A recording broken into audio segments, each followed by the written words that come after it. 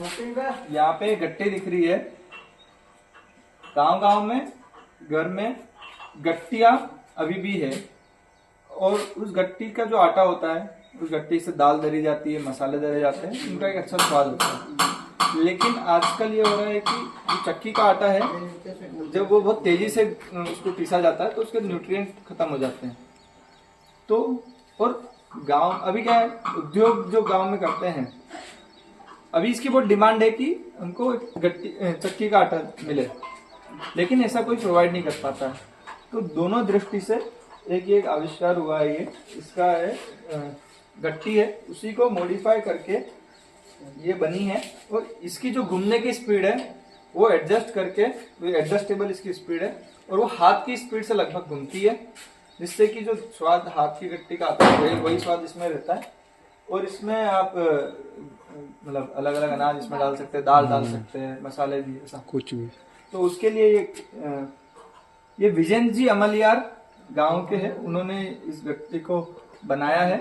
और विजन जी ने जो पढ़ाई पढ़ी है वो तो उन्होंने 10वीं तक पढ़ी है, लेकिन वो यहाँ पे ऐसे बहुत सारे चीजें बनाते रहते हैं। तो दूसरी चीज जो मैं बता रहा हूँ वो ये है कि गाँव गाँव में पहले मतलब कोल्ड प्रेस्ड ऑयल, ऐसा सुना ही होगा, मार्केट में जो लेबल लगता है ना, अपना कच्ची घानी का तेल, कच्ची घानी का, तो वो जो तेल है उसको अभी ये उसका डिजाइनिंग का चल रहा है कि वो तेल का छोटा सा एक घर में उद्योग लग सके।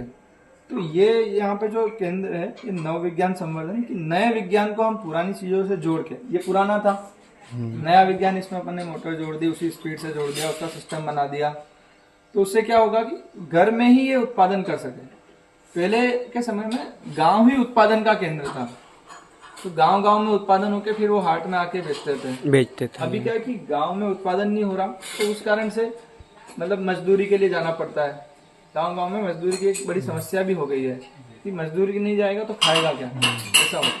तो ये इस तरह के अगर छोटे छोटे उद्यम गांव में होंगे तो गांव में ये जो मजदूरी की समस्या ये समस्या सुलझ सकती है, ऐसा लगता है। तो ये गांव के ही युवाओं ने अपने हिसाब से चीजें बनाने शुरू किया।